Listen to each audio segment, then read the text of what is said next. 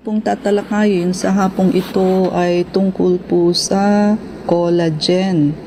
Okay, ang mga kababaihan ho, pag narinig ang collagen, naiisip ho agad pampabata at pampaganda at pambanat, which is totoo naman po. But mas malawak pa ho doon ang use ng collagen, no? So marami pa hong ibang gamit sa katawan natin to, hindi lamang ho sa pagpapaganda, no? Ang collagen ho ay it is the most abundant protein sa atin pong katawan.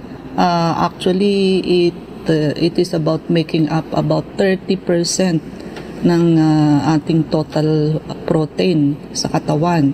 And structural protein ho yan na nagpo-provide ng strength and support to various tissues, including sa skin, sa ating buto, tendons, ligaments, cartilage, and connective tissues. So, crucial ho ito for maintaining the integrity and elasticity ng ating tissues, which is playing a vital role sa overall health ng ating aging process.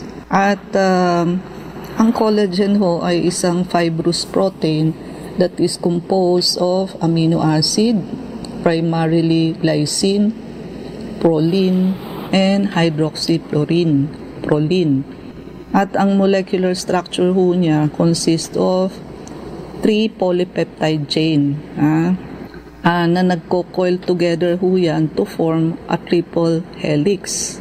At ito hong triple helix structure na to gives collagen yung kanya hong high tensile strength, allowing it to withstand stretching forces.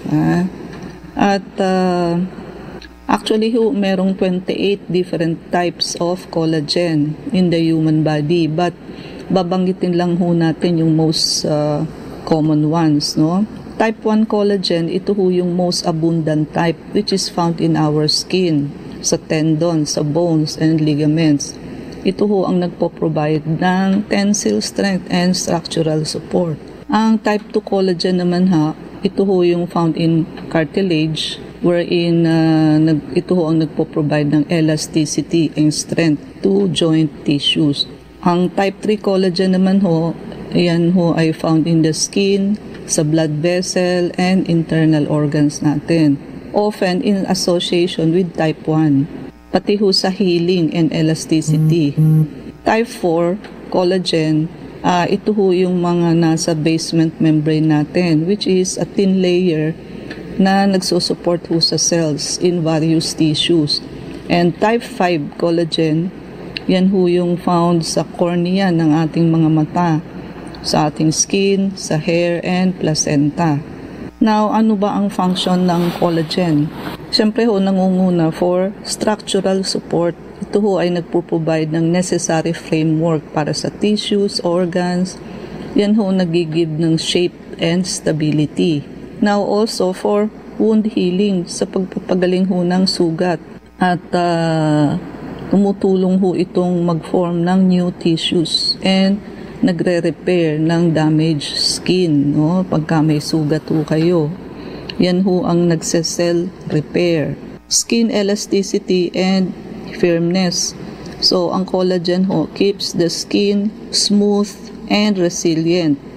Nagpe-prevent ho ito ng sagging and wrinkles. Kaya ho yung kadalasan ngayon mga ini-inject ko sa face para ho hindi magsag at maalis ang wrinkles.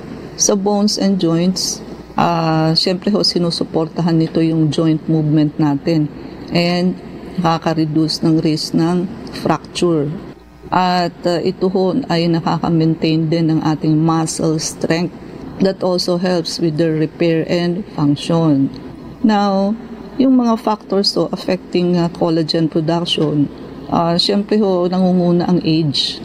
Ang collagen production ho natin naturally decreases with age.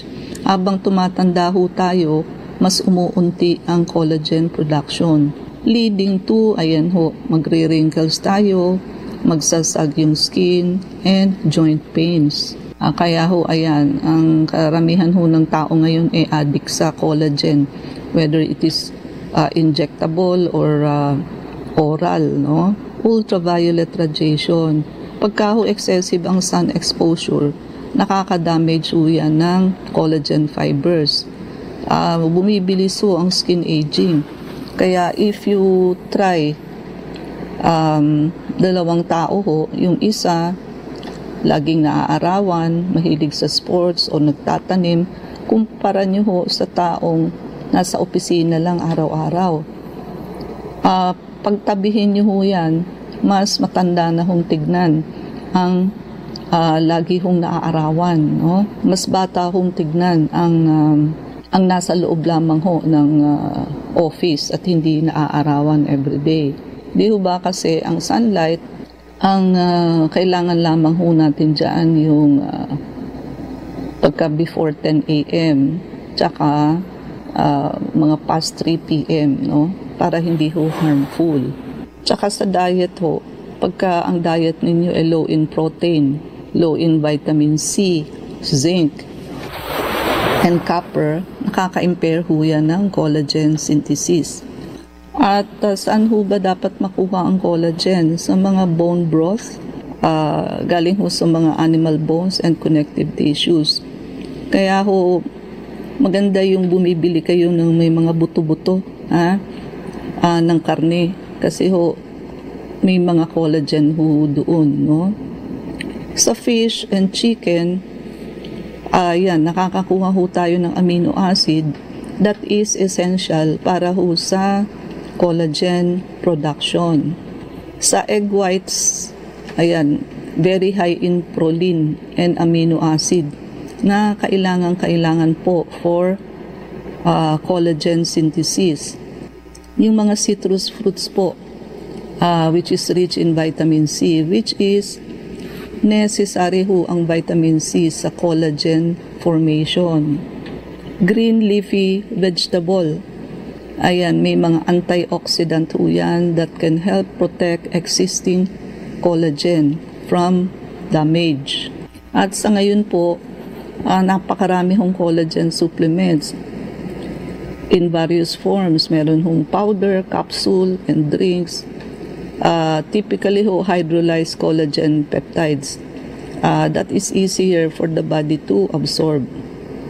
Ito ho ay derived from sources like bovine cow, marine fish, or poultry. Mga benefits ho ng collagen synthesis, collagen supplements po. Siyempre, improve ho ang skin health. Mas maganda ho ang skin. Mas nai-increase ho ang elasticity, hydration, and bawas wrinkles po. Sa joint pain relief, yung mga may arthritis po, no? Nakatutulong ho ng malaki yan. Sa bone strength, nakatutulong ho yan mag-improve ng ating bone density. So therefore, sa osteoporosis po, so na-reduce po ang risk ng fracture, yung madaling mabalian. Muscle mass, so nakakasuporta ho yan sa muscle recovery and growth. Gut health, so napopromote o ang healthy gut lining. Sinusuportahan niya ho ang gut connective tissues. When we say gut, meaning ho digestive system, yung ating stomach, small intestine, no? At sa atin hong puso, nagpo-provide ho yan ng structure sa ating mga ugat at nare-reduce ang risk ng artery-related issues. Sa muscle recovery and growth, ayan, nasa-cell repair ho ang muscle after exercise at nakakatulong mag-maintain ng muscle mass. So, it is really needed ho kasi sabi nga natin mas nag-iedad ho tayo, mas kulang na ho ang production ng ating katawan ng collagen. So, maganda ho ang nagko-collagen supplement kayo or mas mabilis ho pagka injectable collagen. So, available ho sa atin yan sa clinic. Kaya isa ho yan sa ating nilalagay sa pasyente para ho doon sa mga may edad na para ho ma-improve ang kanila paglalakad at lumakas at bumilis ho ang kanilang paglalakad. At yun nga ho, ang pagtitake ng vitamin C ay nakatutulong ho ng malaki sa collagen synthesis na nakukuha ho natin sa citrus fruits, berries din po, and green leafy vegetable. At yan ho, kumain ho ng mga protein-rich diet. At incorporate ho tayo ng mga pagkain high in amino acid. Amino acid ho meaning protein. Amino acid ang end product ng protein pag na-metabolize na ho yan ng ating liver. And tulad ho ng meat, fish, and plant-based protein. At kumain ho ng mga antioxidant-rich foods. Pinoprotektahan ho ang collagen from damage. At sa wound healing ho, ito ho ay nagpo-provide ng matrix that supports new tissue growth. At ginagamit din ho itong mga cosmetic fillers. Injected collagen ho, ayan, nakaka-enhance ho yan ng skin volume, nababawasan ng wrinkles, and nakaka-treat ng scars. So, mas umuumbok ho yung skin natin. Yan ho ang pinakakadalasang ginagamit ng mga cosmetic filler. Cosmetic filler, yun ho bang ini-inject sa face para ho maalis yung mga eye bags, yung nasolabial folds, yung wrinkles ho dito sa may mga mata, no? Pag talaga hong kinumpare ninyo yung before and after ng nilagyan ng mga fillers, talagang ibang-iba, bumabata ho talaga yung face. At ano ho yung mga factors na nakaka-reduce ng collagen production? Yung high sugar intake ho, caused by excessive sugar sa diet, nakaka-damage ho yan ng collagen and make it more prone to stiffness and rigidity. So yung sobrang tamis ho ng mga kinakain ninyo, nakakasira against collagen synthesis po yan. Chronic stress, siyempre ho yung increased level ng cortisol or stress hormone, nakaka-inhibit din ho yan, nakakabawas din ho yan sa collagen production and breakdown ng existing collagen in the body. And of course, hindi naman din ho enough na puro collagen lang tayo. Yung basic ho, dapat gawin natin. Magpa-vector scan ho kayo para malaman kung ano ho yung mga upcoming diseases, yung circulation ninyo, kung barado na. Detoxification and blood cleansing program ho, ideally every 3 months. But ang blood cleansing ho, kahit na ho every day yan, every week, every month, no? The least is ideally every 3 months. So, the more you do it, the better, no? And also yung atin hong buy 2 plus 1, malilibre nyo ho ang vector scan, bibili lang ho kayo ng isang detox, isang blood cleansing, plus, ayun ho, pag member kayo ng ating wellness program, ang benefit nyo ho ay free check-up po kayo for 1 year and renewable naman din po yan. At pwede rin ho kayong mag-member ng ating wellness program nang hindi kayo mag-a-avail ng promo, babayaran nyo po yung membership ninyo. But if I were you, of course, mas maganda na ho yung in-avail ninyo, yung buy 2 plus 1, kesa binili nyo ho yung membership ninyo. Para na rin ho kayong may health card niyan, no? So, 1 year, kahit balik-balik ho kayo for check-up, wala hong problema, no? And yung atin hong beauty drip, hindi lamang ho beauty drip, meron na rin ho tayong slimming and whitening drip. At yan hong tatlong yan, kung gusto nyo lahat gawin, ang kunin nyo po is the power drip. All-in-one na po yan. And hindi nyo na ho kailangan magpa-check up sa akin. So, pwede hong diretso magpa-drip na kayo. Basta wala lamang ho kayong allergy. So, may mga allergy ho, yun ang kailangan magpa-check up muna sa akin, no?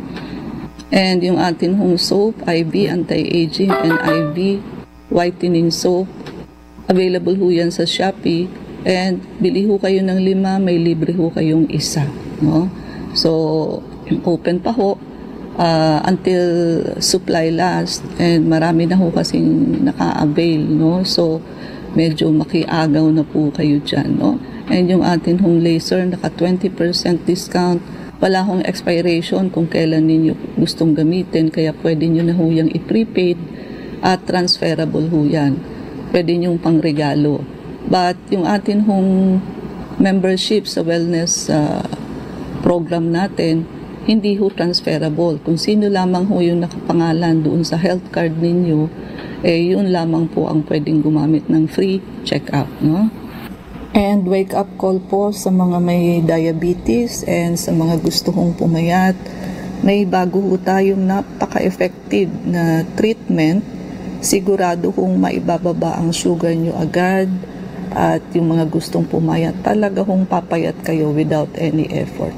Pati ho sa diabetes, without effort, makikita nyo ang sugar nyo talaga hong bababa.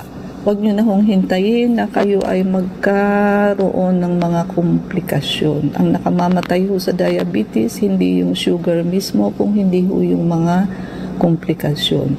So, now na po, huwag niyong ipagpabukas at bago pa humahuli ang lahat. Gawin niyo na hong pang regalo sa itong Pasko ang ating sabon at ang...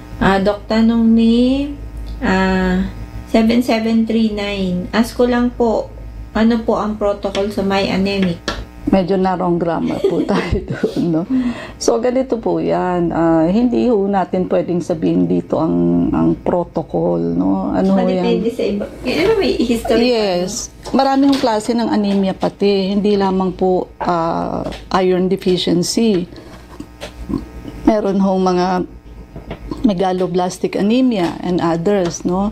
So, pero ang basic, kahit ano pa man ho ang sakit ninyo, detoxification and blood cleansing program, yan pa rin ho ang basic. Pagka ho hindi nyo yung ginawa, maliligaw ho kayo sa gamutan, no? Kasi ho, pag yan naman ho ang ginawa ninyo sa sarili ninyo, whatever sakit ang meron kayo, domino effect ho yan. So, kusa hong susunod at gaganda yung function ng different parts of the body kahit hindi ninyo ginagamot.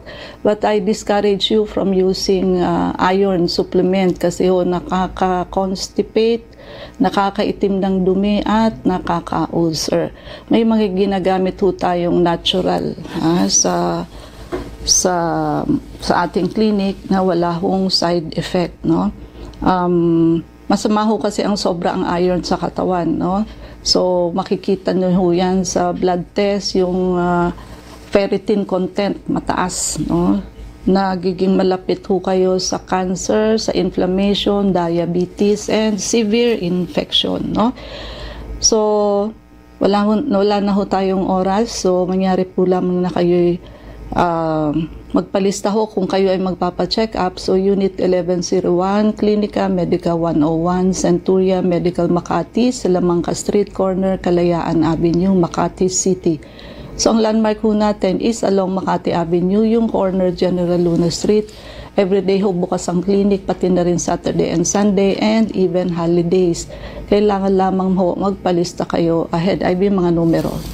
Pwede po kayong tumawag sa 546-9412, 0922-875-2899. Pwede rin po kayong mag-text sa 0925-896-1689 at